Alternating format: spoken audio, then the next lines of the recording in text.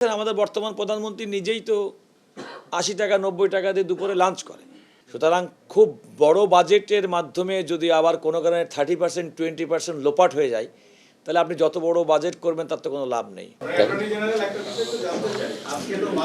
জি, বিচার বিভাগের বাজেট নিয়ে এর আগে আইনমন্ত্রী কথা বলছিলেন যে বাজেট যাতে বাড়ানো হয় পর্যাপ্ত না, এবং যে হিসেবে বিচার বিভাগকে এই বিভিন্ন বার থেকে মানে এই অঙ্গন থেকে যে পরিমাণ রাজস্ব দেওয়া হয় সেই অনুযায়ী বাজেট খুব কম। কিছু বলবেন? না, এটা তো আইনমন্ত্রী হিসেবে তিনি যেহেতু বলেছেন বাজেটের ব্যাপারটা, এটা তো অবশ্যই। আমি নিজেও তো অ্যাটর্নি জেনারেল অফিসে এখানে বসে তার প্রয়োজনীয়তা অনুভব করছি যে অ্যাটর্নি জেনারেল অফিসের আমাদের আনুষঙ্গিক যে সমস্ত খরচ, এমনকি মামলা মানে সেগুলো অনেক ক্ষেত্রে আমাদের আইন কর্মকর্তাদের ব্যক্তিগত পকেট থেকে করতে হয়। তো কিন্তু আমরা এত সত্ত্বেও রাষ্ট্রের প্রয়োজনে কাজ করে থাকি। আইনমন্ত্রী সাহেব তো তার অবস্থান থেকে সঠিকই বলেছেন যে বিচার অঙ্গনের জন্য, বা আমি নিজে অ্যাটর্নি জেনারেল অফিসের কথাও বলতে পারি, এখানেও আমাদের বাজেট সংকট, বাজেট স্বল্পতা আছে। আমাদের মাথায় রাখতে হবে এটাও সত্যি যে আমরা বাংলাদেশকে যদি এগিয়ে নিতে চাই, আমাদের সীমিত সম্পদ, সীমিত অর্থের মধ্যে দিয়েই আমরা যত বেশি মানুষের কল্যাণে কাজ করতে পারবো, সেটা আমাদের হওয়ার প্রত্যাশা। আজকে যে বাজেট হচ্ছে সে বাজেটের প্রতিও আমাদের প্রত্যাশা হচ্ছে অপ্রয়োজনীয়, অপ্রতুল, অযাচিত খরচ বাদ দিয়ে, ঘুষ, দুর্নীতি, স্বজনপ্রীতিকে উপেক্ষা করে রাষ্ট্রের প্রত্যেকটি অর্থ, জনগণের ট্যাক্সের পয়সার প্রত্যেকটা পেনি তার সদ্ব্যবহার হবে, এটা হচ্ছে আমার প্রত্যাশা।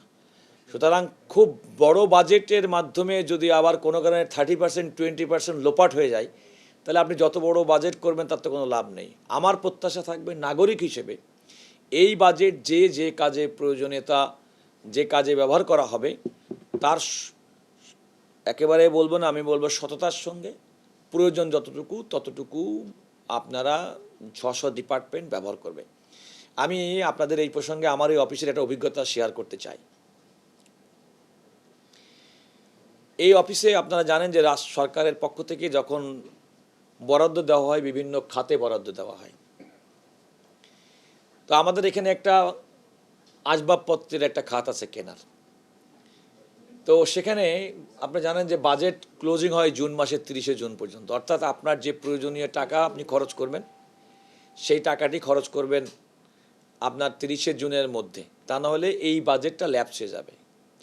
তো আমার অফিসের কয়েকজন কর্মকর্তা বলেছেন, মানে দায়িত্বশীল, যে স্যার এই টাকাগুলো তো আমাদের বাজেটের মধ্যে 30শে জুনের মধ্যে খরচ না করলে এই টাকাটা ল্যাপস হয়ে যাবে, ফেরত চলে যাবো, ফেরত যাবে, তো অসুবিধে কী? এখন আমার টাকা ফেরত চলে যাবে বলে কি আমি 900 করে টাকা পয়সা দিয়ে আসবাবপত্র কিনবো নাকি? আমার তো নিজে 19 লাখ টাকা ফেরত দিচ্ছি আমি, যেটা যদি কোনো কারণে আইনগতভাবে ইচ্ছা করলে এই 19 লক্ষ টাকার আমরা বিভিন্নভাবে খরচ করতে পারি। আমি দেখছি এই অফিসের 19 লক্ষ টাকার আসবাবপত্র কেনার মতো কোনো প্রয়োজনীয়তা এই মুহূর্তে নেই। আপনি বিশ্বাস করুন, আমি যে চেয়ারটি বসি, আমি এই চেয়ারটি নিজে কিনতে গিয়ে একটা দোকানে গিয়ে দেখছি এর দাম বেশি। আমি নিজে সশরীরে হাতিলে গেছি, হাতিলে গিয়ে ওখানে গিয়ে তাদের সঙ্গে বার্গেনিং করে তাদের পাবলিশ প্রাইস রিডিউস করাইছি। রিডিউস করানোর পর আমার অফিসকে বলেছি আমি রিডিউস করে এত টাকা আসছি, আপনারা সেইভাবে করে এটা নিয়ে আসবেন। আমি একটা উদাহরণ দিলাম মাত্র। সুতরাং আমরা যার অবস্থান থেকে আমাদের কাজ হবে যে দেখেন, রাষ্ট্রের এই টাকাটা তো কোনো আকাশ থেকে আসে নাই, জনগণের কষ্টের টাকা, ঘামের টাকা। এর প্রত্যেকটা টাকার একেবারে যথাযথ ব্যবহার হবে, প্রয়োগ হবে দেশের জন্য, মানুষের জন্য, কল্যাণের জন্য। আমি চাই না যে দেশের টাকা নানা রকমভাবে অতীতের সময়কালের মধ্যে আমরা দেখেছি যেভাবে নয়ছয় করা হয়। আগামী দিনের বাংলাদেশের কোনো মানুষ প্রত্যাশা করে না রাষ্ট্রের একটা কানাকড়িও কেউ নয়ছয় করুক, এবং আমরা সেটা সুনিশ্চিত করতে চাই আমাদের যার অবস্থান থেকে। এই অফিসে আমি আছি, আমার অফিসে এটা সুনিশ্চিত করতে চাই। আমি প্রত্যাশা করব রাষ্ট্রের প্রত্যেকটা অঙ্গে প্রত্যেকে দায়িত্বশীল। আর আপনারা তো দেখছেন আমাদের বর্তমান প্রধানমন্ত্রী নিজেই তো ৮০ টাকা ৯০ টাকা দিয়ে দুপুরে লাঞ্চ করে। এটা তো আমি নিজেও, আমার 2 দিনের সৌভাগ্য হয়েছে। তো আমরা যদি এই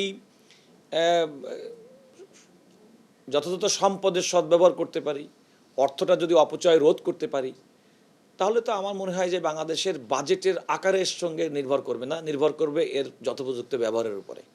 আমি বিশ্বাস করি নতুন সরকারের সময় আমরা যারা নতুন প্রত্যাশা নিয়ে ফ্যাসিবাদ উত্তর বাংলাদেশে গণতান্ত্রিক বাংলাদেশে যাত্রা শুরু হয়েছে, সেখানে আমরা সবাই এই মনোভাব নিয়ে, দেশপ্রেম নিয়ে, সততা নিয়ে আমরা আমাদের দায়িত্ব পালন করব।